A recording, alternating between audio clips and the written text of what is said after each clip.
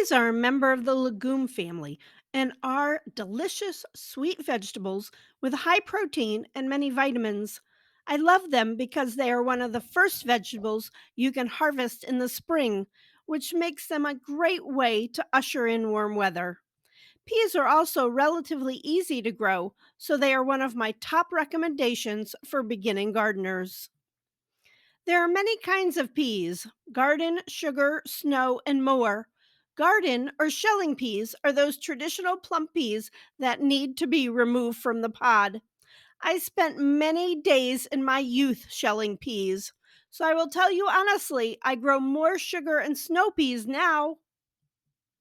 Sugar and snow peas are flatter with less fibrous shells. They can be eaten, pod and all. They are great cooked. I like them in stir fry or just thrown into a salad. Peas are a cool weather crop, and in my Kentucky Zone 6B garden, they get a good harvest in spring and fall.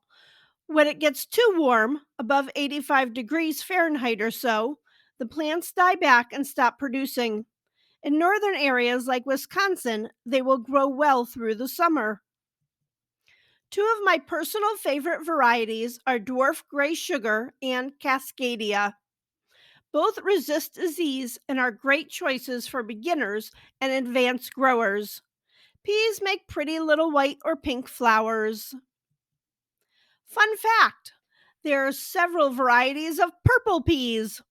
These are purple sugar magnolia peas. They taste delicious and are very sweet. You need lots of room to grow them, as this variety will get 8 feet tall. Peas are good for urban gardeners. They have shallow roots and do well in pots or raised beds, provided they have consistent water.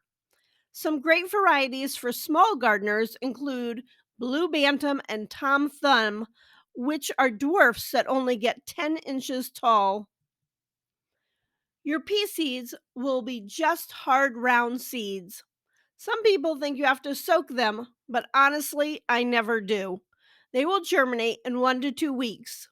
Typically, seeds are spaced 2 to 3 inches apart.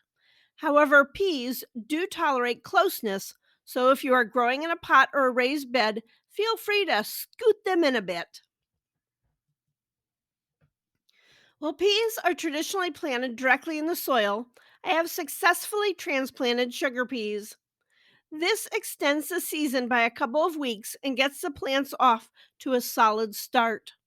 I typically plant in pots around March 1st in a warm room. Pea seedlings do best in cool weather, so for my fall plantings, I usually use a shade cloth when I plant seeds in August to prevent them from getting too hot. Here's a fun trick: I have seen where British gardeners plant peas in a section of gutter. When you are ready to transplant, you just dig a furrow and slide the transplants out into the soil. Don't be afraid to make a jump on the season.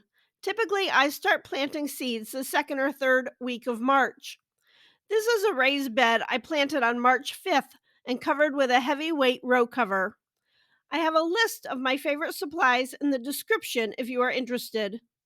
This bed contained sugar peas, lettuce, and spinach.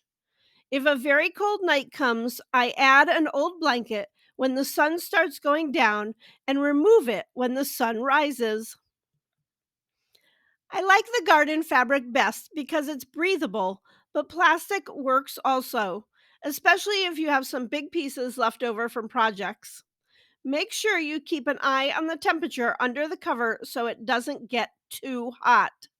The nice thing about the garden fabric is it's easier to gather up the ends so you don't have visitors.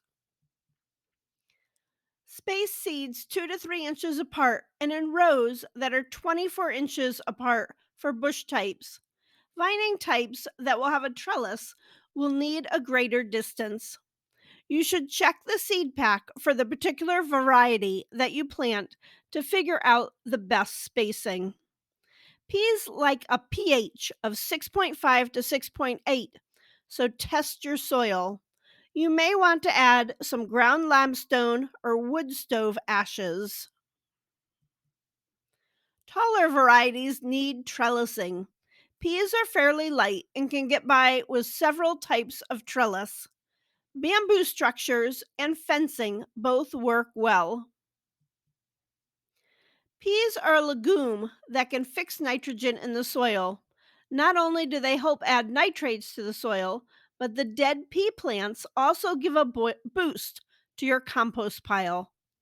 Pull up your peas and add them even if you have been infected with common powdery mildew. According to Oregon State, it won't survive the composting process. You can check out my composting video. Also, because I have rich compost, I don't use inoculants when planting my peas.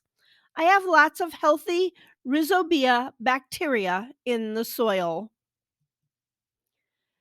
Peas do need to be harvested frequently. Yellowing leaves can be caused by hot weather or inconsistent watering. Root rot can also cause yellow leaves. Like all your other garden plants, peas should be rotated every year. Peas like to be moist, but I don't recommend overhead watering as it can spread diseases. Drip irrigation is great for peas. The pea tendrils are also edible and make a great way to liven up a salad. Peas are a fun way to introduce young children to gardening. A root view or a plastic bag can give you an insider's look at the roots and below soil development. Butterfly pea flowers, also known as Asian pigeon wings, are native to Indonesia. The flowers are used as a natural dye and in tea. They are also used in the dessert Eurasian putigal. The right time to harvest peas depends on what kind of pea you are growing: snow pea, sugar pea, or shelling pea. Snow peas are best if you harvest them when their pods are flat before the peas have a chance to develop. This is why they are one of the earliest types of peas to pick. Sugar snap peas also have edible pods, but you can pick them when the peas have begun to round out. Shelling peas should stay on the vine until the peas are round and ripe for fresh eating. They last for about a week in the refrigerator. If you want to preserve shelling peas by drying them to cook with later, you should let them dry out on the plant. Peas hold up well in both freezing and canning. Potatoes go great with peas, so check out my growing potatoes video next. Thanks for watching and have a fabulous day.